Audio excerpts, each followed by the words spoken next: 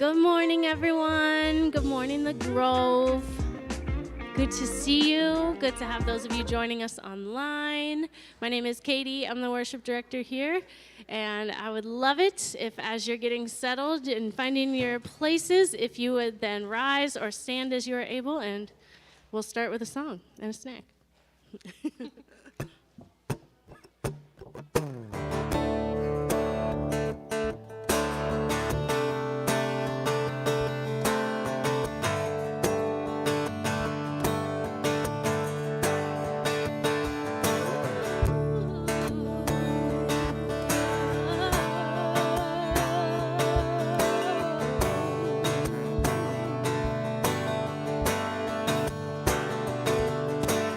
God, I'm on my knees again. God, I'm praying, please again. I need you. Oh, I need you. Walking down these desert roads, water for my thirsty soul. I need you. Oh, I need you. Your forgiveness is like sweet, sweet honey on my lips, like the sound of a symphony to my ears, like holy water on my skin. Oh.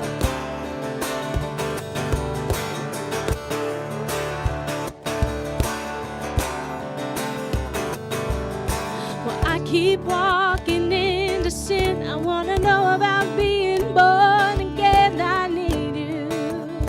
Oh, God, I need you. So take me to the riverside. Take me under baptize. I need you. Oh, God, I need you. Your forgiveness is like sweet, sweet honey on my lips, like the sound of a symphony to my ears, like holy water on my skin.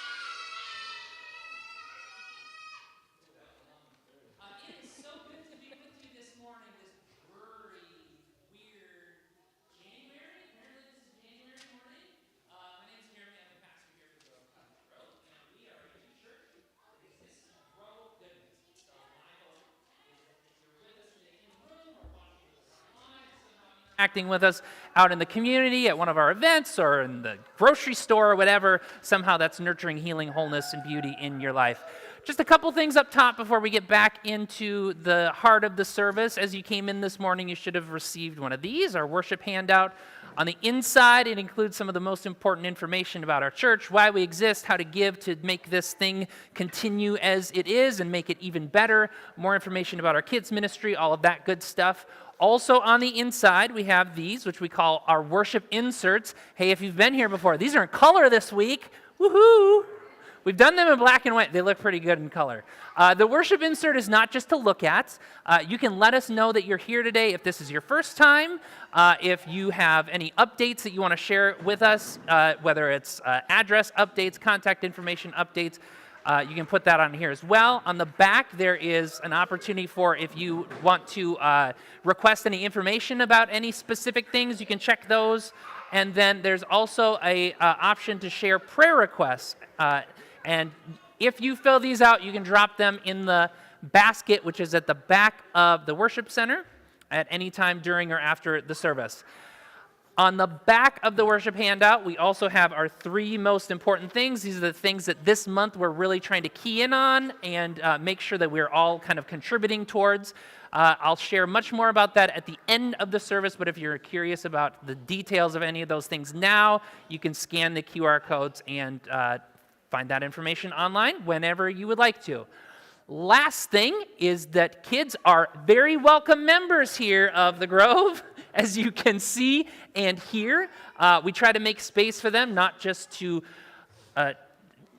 allow them to be in here, but actually give them the things that they need. So within the worship center, of course, we have our wiggle space over here where they're able to move their bodies and play. We have stuff in the backs of the pews for them to be able to do during the service. We have a nursery, a staff nursery, which is just outside, which is not outside if you're watching online, just outside these doors in the other room, which is for kids who are 6 months through 3 years old. And then in just a few minutes, the older kids who are ages 4 through 5th grade will go out to their child-appropriate programming called Grove Kids. The one thing that we would ask is if this is their first time where your child is going out, there are cards in the backs of the pews which allow you to fill out some of their registration information. So if we need to get in touch with you during the service for any reason, we can know what we need to know to get in touch with you. Okay.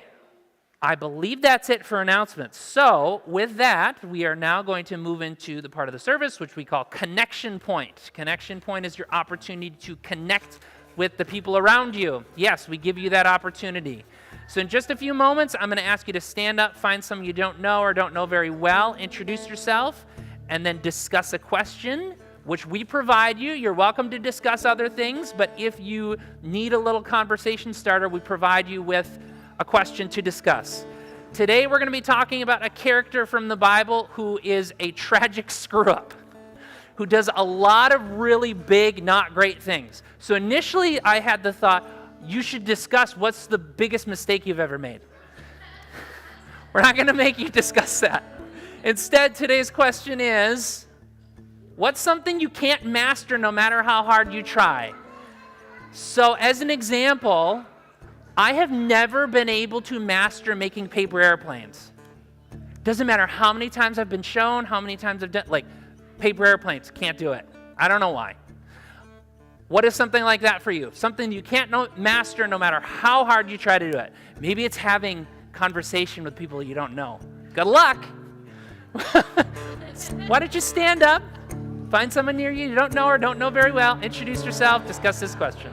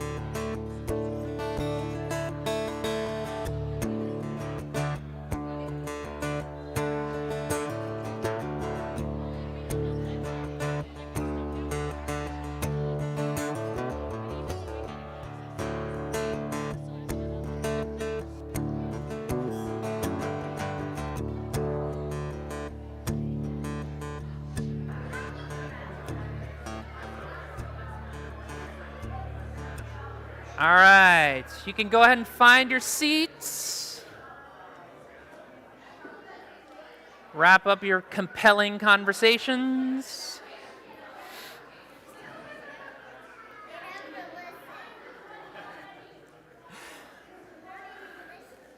They eventually listen. Sometimes adults are like that too, right, Ross? Yeah.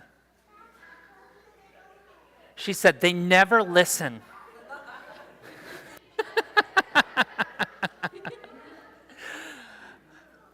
Okay, so we're doing something new today that we're going to try out. We're going to try doing it semi-regularly, but this is the first time that we've ever done it before. If you have ever been in church or grew up in church before, one of the things that always used to happen is there would be a time in the service where there was offering that was collected, and there would be people who would come up and down the rows, and they would have like these offering plates, and they would be awkwardly passed through the aisles, and sometimes people would put checks in there or cash in there. Often, like if you grew up in a family like mine, that was a practice that your parents would do. Like the kids could see their parents donating something to the church, and that was an important thing, not only to collect offering to support the church, but then like to pass down that to your children. Well, the world has changed. It's not typically how we receive offering that supports our church these days. We have a box back there where if people have paper offerings, they can drop it in, but we don't have offering plates or anything.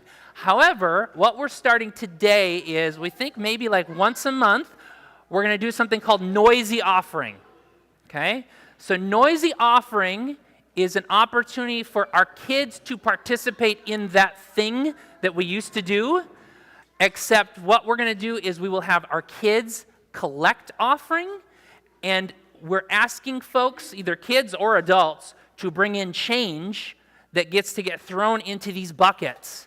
And we're going to try to make as much noise as possible with the change, not screaming or anything. This is the first time we've done it, so if you did not bring change, no guilt or anything as the kids go by you with these. If you did, however, this is your opportunity to drop it in here, and we're going to see if we can pick it up on the live stream too. So I need 6 kid volunteers. We got 2 right here. 1, 2, 3, 4, 5. Cooper, do you want to do it? He's already on his way up here. All right. 3 of you go down this aisle. 3 of you go down the next.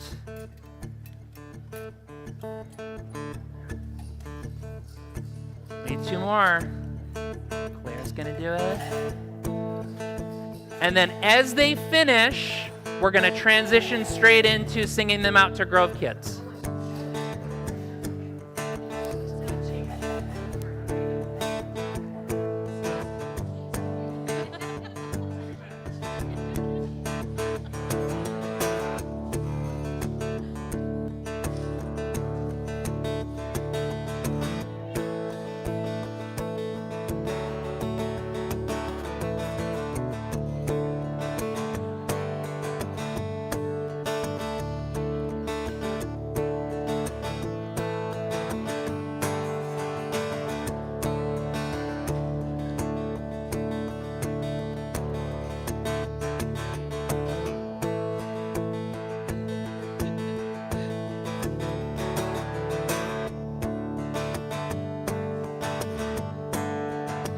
Guys, as you're finishing up, you can head out to Grove Kids and we will sing you out.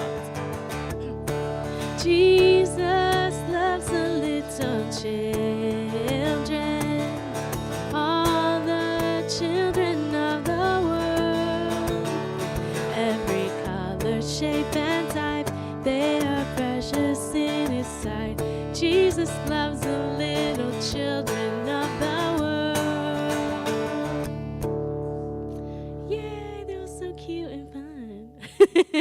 Thanks, y'all, for participating in that. So as you know, we are in a series called Letter to My Younger Self, and one of the best, absolute best parts of this series has been welcoming individuals in our congregation to come up and share a letter that they have written to their younger self. Today, we welcome Haley to come read to us her letter. Haley, thank you so much for the work you did in writing this, because this is emotional work, and thank you for trusting us with a part of your story. Dear younger me, more specifically, freshman year of college me, this is a letter from your 30-year-old self. While 30 may sound old and well-established, I assure you I am neither of those things. Now, I know what you're thinking. You're thinking, perfect. You can tell me exactly what I should do. You want to know if you're choosing the right major or if you should switch to social work. You want to know which jobs to apply for, which classes to take, which dorm floor you should live on. Should you join extracurricular activities? Should you work out more? Should. You want me to warn you what you should do and what you should not do. But me answering these questions wouldn't help you. I'd be feeding into the idea that there is a right choice or a right or wrong thing to do, a right or wrong way to live your life, a right or wrong way to be. Choosing the right thing to do has and will continue to be one of the biggest hurdles in your life. Who you are and what you do cannot be answered by your older sister or your parents. You have to do what feels true to you. Once you take away the expectations of who you think others want you to be, that's when you're going to find yourself. And trust me, you'll get there. You're going to move to a new city. You're going to start getting tattoos and dating girls. And guess what? As you learn yourself and your relationship with God is going to grow and become more real because of it. Younger me, allow yourself the time and space and energy to learn who you are. How can you possibly love who God made you to be if you don't even know yourself? The less you worry about what others think of you, the more you can just be you. Added benefit, the more you love yourself authentically for who you are, the more you're going to love the people around you for who they authentically are. And that, I feel, is the love thy neighbor kind of love God and Jesus we're talking about. One more thing. I want you to know that it might take you 4 years to come out to mom and dad, but they're still going to love you.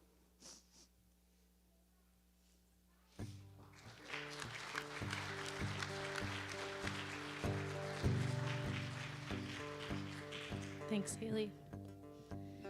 You know, all this work our younger selves did, like to figure out life, to figure out who we are, just wrapped in so many things like our body image, our sexuality, our belief system. Like we were children trying to figure that out. And so many of us had just shame and judgment imposed upon us, either by other voices in our lives or from ourselves. And we were just doing our best. And I find in conversations that most of us are also still, there's like that still younger version of ourselves on the inside, still wrestling with and contending with those parts of ourselves, working through our body image struggles, our sexuality, our spiritual evolutions, all of that. It's still in the works. It wasn't like finished magically when we turned 25. So this song I want to share with you by an artist named Maddie Zom, whose songs are therapy. And she shares with us experience as now a grown woman who is still wrestling with and working with these, healing with these parts of her younger self. So this is, you might not like her.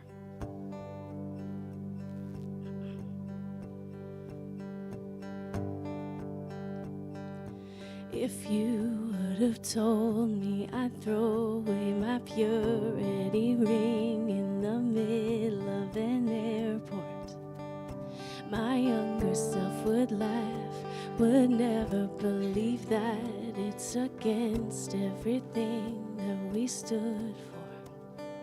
She'd hate that I've smoked weed and cussed frequently, and she'd try to convert everyone I call bestie.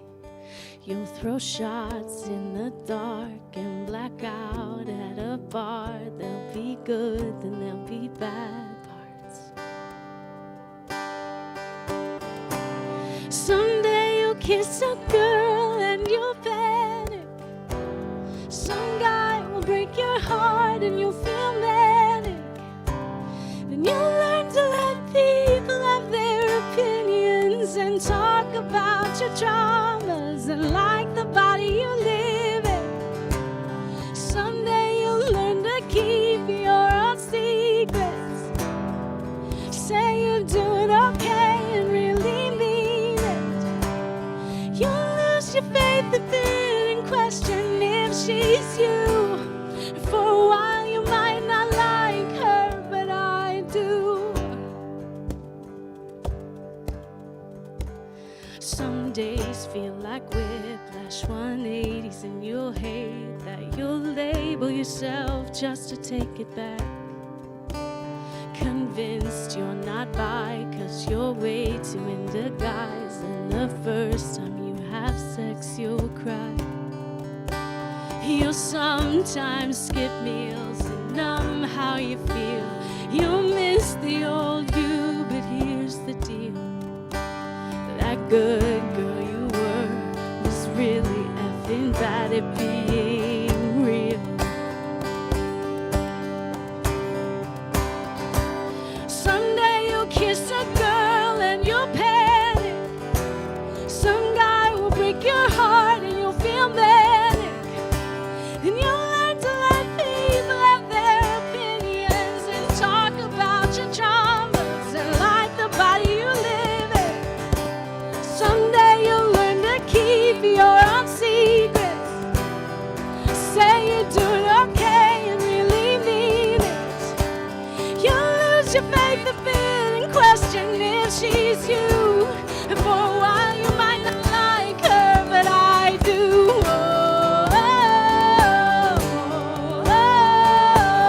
You might not like her. You might not like her.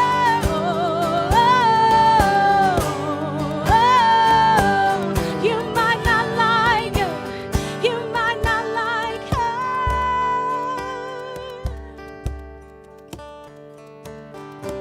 Someday you'll think you'll disappoint your parents, but they'll love you not despite, but regardless. And you'll learn to let people have bad opinions and talk about your trauma and like the body you live in. Someday you'll learn to keep your own secrets. Say you're doing okay and really mean it. You'll lose your faith a bit and question if she's you. For a while you might not like her, but I do.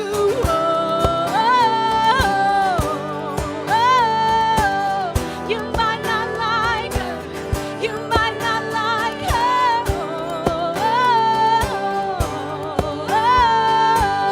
You might not like her, but I do.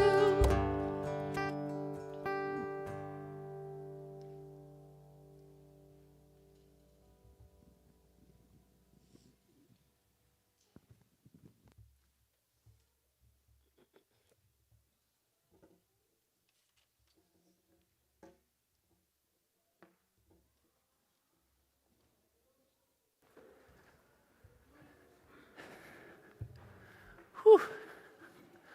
Why do you keep doing this? Why do I have to go after this? Identity formation is hard, folks. It's hard, no matter what age you are. That's what this whole series is about. We're now moving into the second half of our series, Letter to Our Younger Self, to My Younger Self.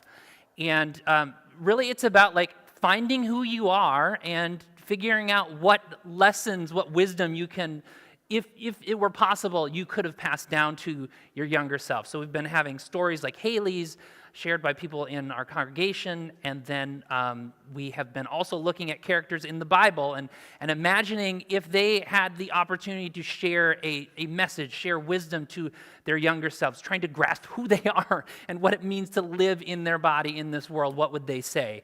And so we started off coming straight out of Christmas with Mary, the mother of Jesus. Then we moved on to Moses, this great hero in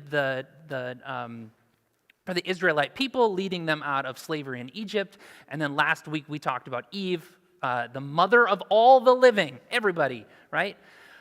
Those are really big, really well-known characters, and today we're going to pivot just a bit, and we're going to talk about a character that is less well-known, at least to begin with, less well-known than any of those three. Today, we're going to be talking about a guy named Simon. How many of you know who I'm talking about when I say Simon? A couple, even those who are raising your hands, they're like halfway up. This is the first thing that I thought of when I thought of Simon was, of course, the chipmunk. We're not talking about the chipmunk here. Simon was a fisherman. Simon appears in the second half of our Bibles as we have them. He appears in every one of the 4 biographies that we have about the life of Jesus. And Simon's story begins as a fisherman. He's out doing what? Fishing. He's fishing just like his father has done before him. He is out fishing with his brother. And then suddenly one day, this traveling preacher man shows up while he's in the middle of fishing. And the preacher man says to Simon and his brother, "You fish for fish right now. But if you come with me, if you follow me, you will fish for people," which is a super weird thing to say, right? Let's just acknowledge that. Super weird thing to say. And of course, 2,000 years later, we know who this traveling preacher man is. This is Jesus, and he's talking metaphorically, but Simon doesn't necessarily know this, but in the moment that he hears this comment and this invitation to come and follow, Simon and Andrew, his brother, left their nets immediately and followed him. Just dropped their nets, and they started following this traveling preacher man. There is no way that they knew what they were getting themselves into. No way whatsoever. Maybe they had some sort of thoughts around grandeur, around following this famous traveling preacher. Maybe they thought, fishing's a pretty hard gig. Maybe following this guy around will be a little bit easier. Whatever the case, Jesus saw something in Simon. And that's why he extended this invitation for Simon to follow. And yet at the same time, what we see is that Simon also saw something in Jesus. And that relationship, that back and forth, is really important in Simon's life, because as they go around, Jesus starts collecting more followers, inviting more people to become fisher of people.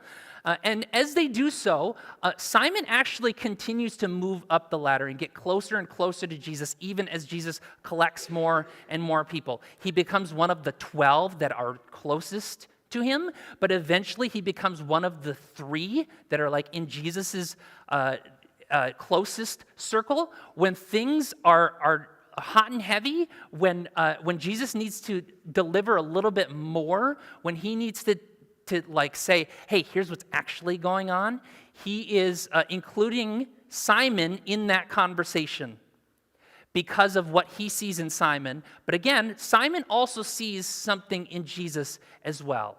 And this is maybe most poignantly seen in this passage from Matthew chapter 13.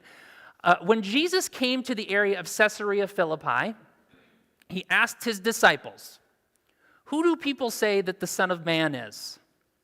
They answered, "Some say John the Baptist, others Elijah, and others Jeremiah or one of the prophets."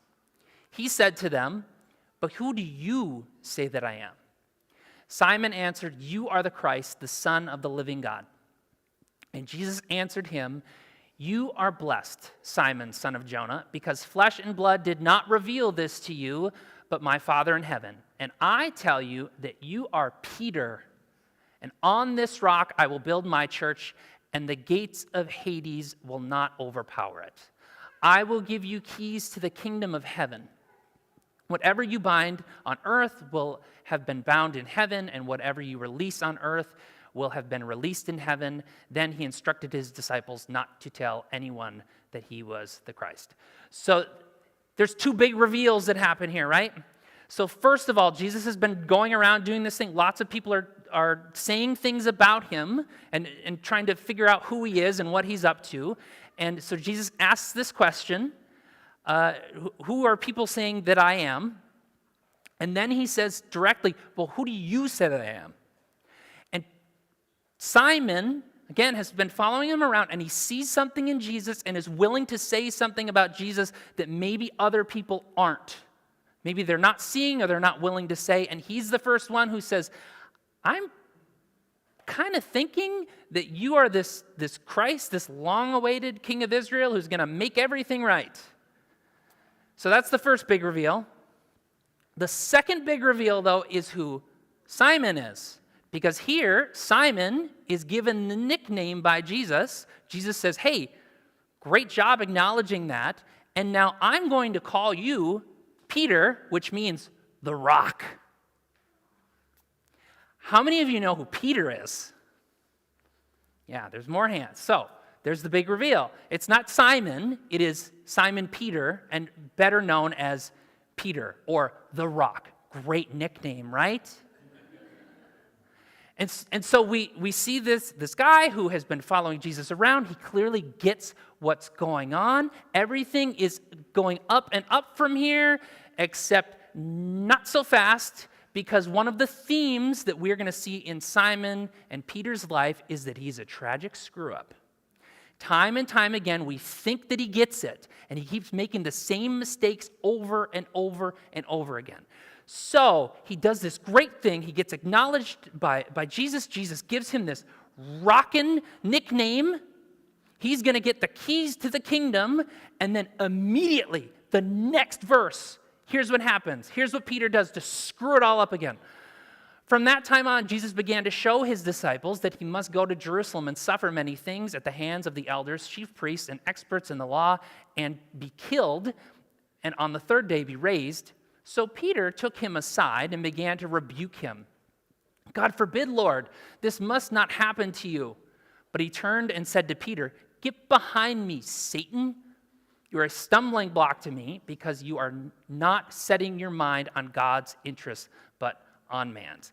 Peter has this idea of what the Christ is supposed to be like, and it's not what Jesus is showing him to be like. And so Peter's like, nope, this is not how it's going to be, Jesus.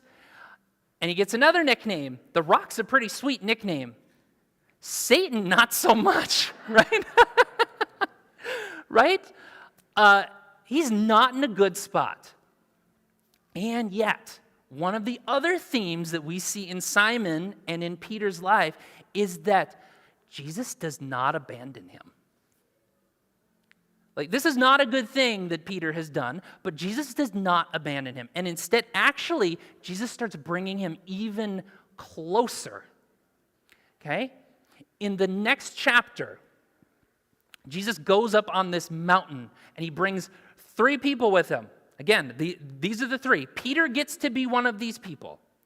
And up on the top of this mountain, there's this event that's called the Transfiguration, where Jesus, like, his face starts glowing, and his garments start glowing too. And like the purpose of this is to bring this small group of people who he really trusts and starts revealing, like, this is the fullness of who this Jesus guy is. That's the purpose of this. Jesus, even acknowledging what Peter has just done, he brings him even closer and says, you get to be one of the 3 that gets this revealed to you. And Peter can't keep his mouth shut. Here's what Peter says. So Peter said to Jesus, Lord, it is good for us to be here. If you want, I will make 3 shelters, one for you, one for Moses, and one for Elijah. What is he talking about? He's just like, he can't not keep his mouth shut, so he just starts talking nonsense. As the story goes on, like, Jesus doesn't even acknowledge that Peter says anything to him, which is great. Jesus, like, he knows it's nonsense, so he just, like, completely ignores it. But again, he doesn't abandon him. He doesn't push him away. He brings him back into the fold and gives him more opportunities to do right going forward, knowing that he's going to screw up again at some point, because that's what Peter does and that's what people do. So we think, like, after all of these mistakes, Peter's going to get better at this, right? He's going to stop screwing up, or maybe stop screwing up so big. Yeah, he just keeps doing it bigger. On the night that Jesus was betrayed, he gathered with his closest followers. Sometimes this is known as the Last Supper. He's in this room. He's going to get betrayed by one of his followers in the hours that follow, and he's going to be executed the next day. And Jesus is informing all of his closest followers that this is what's going to happen. And he says, believe it or not, you are all going to abandon me when things go badly in the coming hours. And Peter, who can't keep his mouth shut, says, I would never do that, Jesus. I will go and die alongside you. I will not abandon you. To which Jesus says, you're right. You would never abandon me one time. You're going to do it 3 times instead. And so what happens? The next day, he's given 3 different opportunities, and Peter denies even knowing Jesus. He's supposed to be one of Jesus' best friends. He's like in the top 3. And in his moment of greatest need, Peter abandons him. But once again, this theme keeps coming back up. Jesus does not abandon Peter. He will not abandon Peter. Jesus is crucified. As the story goes, Jesus is resurrected 3 days later. And there's this beautiful story at the end of the Gospel according to John, one of the 4 biographies that we have, where Jesus comes up to Peter on the beach, and he forgives him. And he continues to extend his love and care for him and says, remember all those great things that I said about you? Those things are still true. You may have abandoned me, but I'm not abandoning you, and I'm still going to hand over the keys of my kingdom to you. And they ride off into the sunset, and they live happily ever after, and Peter never screws up again. Wrong. The story continues. There's a book called Acts of the Apostles. This is the story that happens after Jesus leaves, and he hands over the keys of the kingdom to his followers. And there's this story in that book early on where Peter has this vision of animals coming down from heaven. And the point of this vision is that God is informing him. There's this conversation that's happening at this time. As more and more people are invited to become followers of Jesus, there's this conversation about whether those who are Gentiles, those who are not Jewish, need to become Jewish in order to become followers of Jesus. Jesus was Jewish. All of his closest followers were Jewish. Should all of these new people who want to become followers, should they be forced to become Jewish, which for men is going to require a surgery which is quite uncomfortable for grown men? Are we going to require that of people? This is a conversation that's happening, and this vision that Peter has of animals coming down from heaven is supposed to be a message from God that do not deem anything unclean that I have called clean. I am opening up this thing to everyone and anyone who might come. You don't try to exclude people. This is the message that he's given directly from God. And he nails it from here on out, right? He screws up again.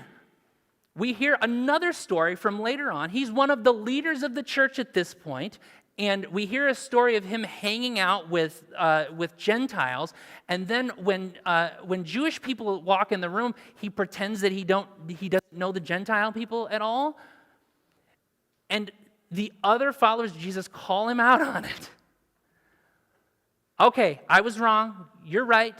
I need to change my ways. I knew better. I'm going to do better from here on out. We don't actually know how well he does from here on out, because his story after that just kind of, no pun intended, peters off. That was not in my script, by the way. His story just kind of peters off at this point. And the one thing that we have, which is more of like legend than anything else, it's not actually in our Bibles, is how he died. according to legend, or according to the history of the church as it's passed down, Peter finally fulfills that promise that he made to Jesus on the night that Jesus was betrayed, and he goes and he dies in the same way that Jesus died. We're told that that Peter himself was crucified, but he didn't think it was right for him to be crucified exactly like Jesus was crucified. He wanted to be crucified upside down because the normal way wasn't painful enough. Peter, tragic screw up.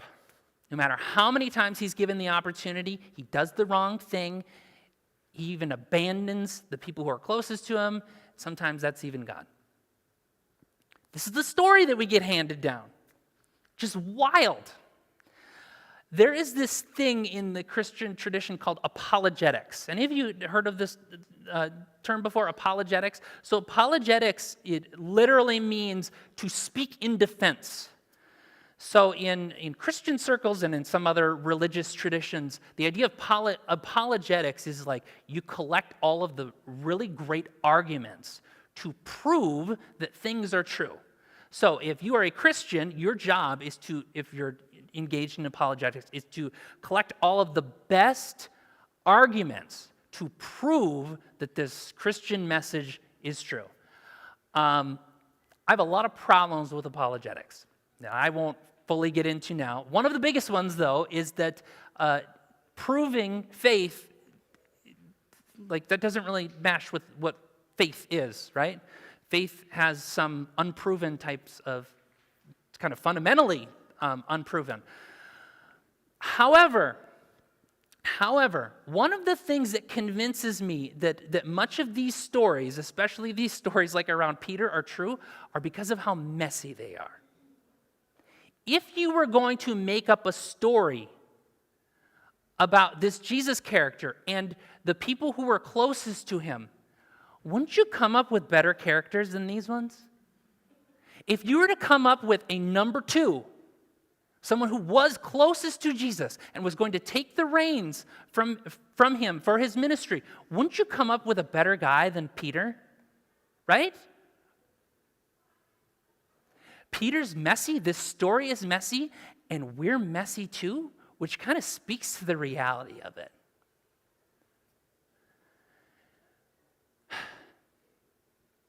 One of the images as well that we have, that many people have, that tradition kind of passes down, is that from that first passage where Jesus says, you're given the keys to the kingdom, some people have this image of Peter standing at the heavenly gates. You die and you go to heaven, and Peter is standing at the heavenly gates and he's got the keys in hand, and Peter is the one who gets to make the final determination about whether you've done enough good in your life to let you in. Again, I've got lots of problems with that imagery as well. However, if you are to imagine that, who would you rather have than a guy who was a tragic screw-up, who gets to determine whether you are good enough or not? I want Peter there, right? I want the guy who screws up over and over and over again, who abandons God, but God says, I will not abandon you no matter how many times, no matter how badly you screw up. So acknowledging all of that, imagining Peter near the end of his life, the guy who looks back and has seen lots of change and maybe in some ways has not changed a lot himself, what wisdom might he write down and pass down to his younger self and to us 2,000 years later? I imagine that it might be something like this. Simon. Hey, buddy, this is your older self. How's it hanging? Hopefully not upside down. You'll get that joke someday. Well, it's not really funny at all, so maybe it's not actually a joke. I don't know. As you can tell, even when you get older, you're going to struggle with appropriate social interactions. And you'll continue to be extremely self-critical when you screw up those interactions, along with all the other things you'll screw up. See what I mean? I'm not great with words, but I did want to at least try to share some of the lessons I've learned in the years between you and me. First, it's often better to say nothing at all than attempting to be loud and profound. Wisdom is knowing when to speak up, but also when to shut up.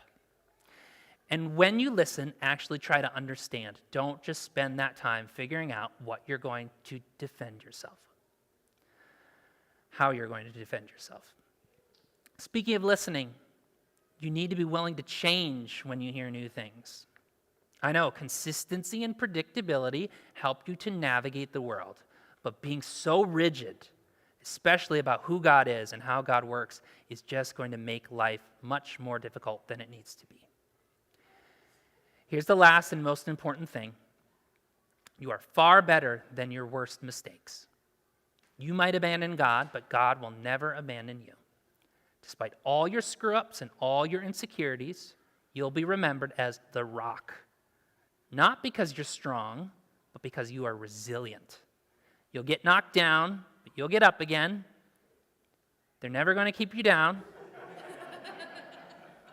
You should write that down somewhere. Simon, you've got this. Sincerely, your younger self. And perhaps that is helpful to you as well. May that be so.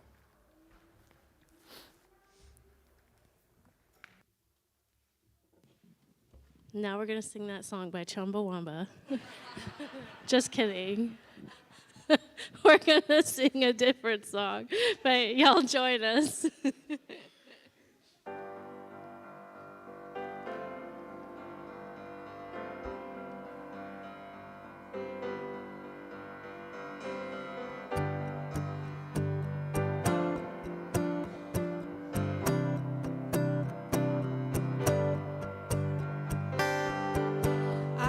Walking the wayside, lost in a lonely road. I was chasing the high life, trying to satisfy my soul. All the lies I believed in left me crying like the rain. Then I saw lightning from heaven.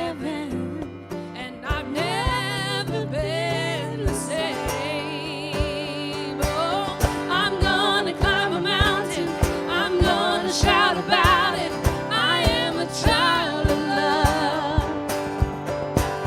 I found a world of freedom. I found a friend in Jesus. I am a child of love.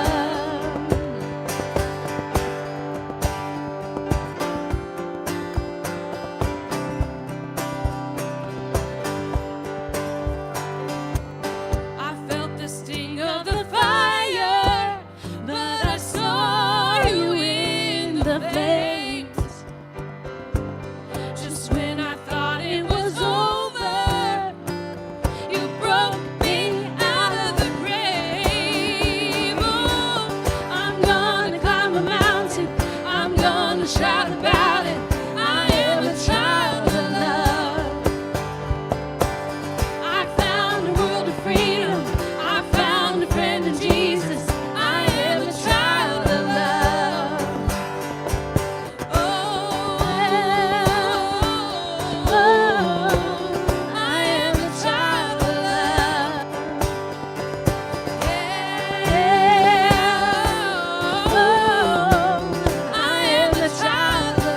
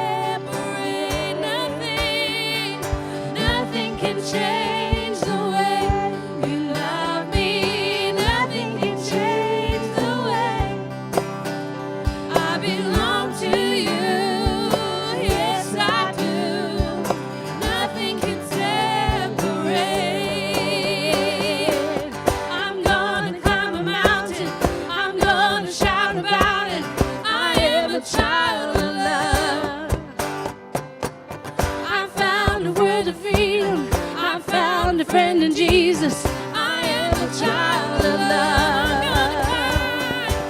I'm gonna climb a mountain. I'm gonna shout about it. I am a child of love. I found a world of freedom. I found a friend in Jesus. I am a child of love. Yeah.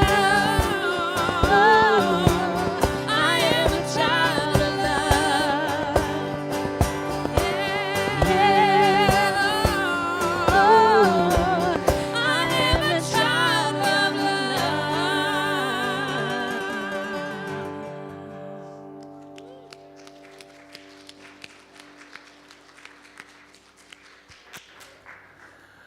All right, 3 quick things before we head out. Again, back of the worship handout, we have the 3 most important things that we're focusing in on this month. Number 1 is the Pajama Ball. Pajama Ball is happening less than 2 weeks from today on February 9th.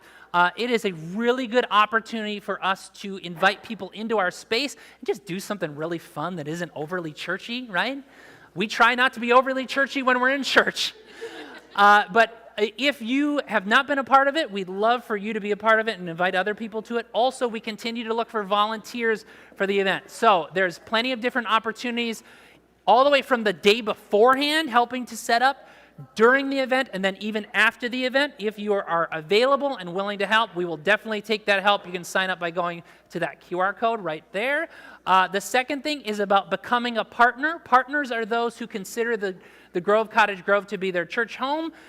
5, we think pretty simple things as commitment of prayer, presence, gifts, service, and witness. If you're not yet a partner, you're welcome to become one at any time. You don't have to sign your name in blood anywhere. Immediately after this service, we are having a partner meeting where partners are those who are part of the church family, basically. And as a church family, we're talking about reflecting on the past year, but then looking to the year ahead and the things that we're excited about and working towards. If you consider yourself a part of the church family and want to be a part of that family discussion but aren't a partner yet, you haven't written your name down anywhere, you're still welcome to stay afterwards just to be a part of the conversation. Again, we'll reconvene maybe 15 minutes after we're done in here, and then we'll get you out of here before noon. And then the last thing, I'm actually going to skip the get involved one. The last thing is Grove groups. We have ongoing Grove groups for a bunch of different people, different mixes of people, but sometimes we have Grove groups for specific things. And one of the ones that we're hoping to launch is for Grove groups for people who are in the midst of or have recently experienced divorce. Fortunately or unfortunately, both at the same time, we have a number of people in this congregation who are in that spot, and we've heard that it would be helpful for you to connect with other people who are facing some of those same things. So today is the final day for you to acknowledge that you're interested in that group, because then the next step is to just connect all of you to say what would be helpful to you, rather than us saying we're going to give you this curriculum to go through as if we know what's best for you. So if you are in that category, you can fill out the worship handout, and then on the back just indicate Grove groups, and we will follow up with you so that we can connect all of you and start working towards assembling that group. Okay, I think that is it for announcements. It was so good to be with you this morning, even and especially on a dreary day like this. And I hope that simply you're being with us, you're being with each other, help to nurture healing, wholeness, and beauty in your life. So as we go, you're already standing, I'll have you extend your hands to receive this blessing. No matter where you come from or what you have done, may you know that you are never defined by your worst. God always is blessing and loving and wanting to work in and through you. May you know and experience that grace for yourself, and may you extend that grace to others. May that be so. Amen. I'm gonna climb a mountain.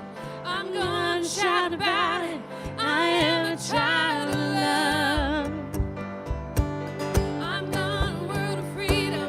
I found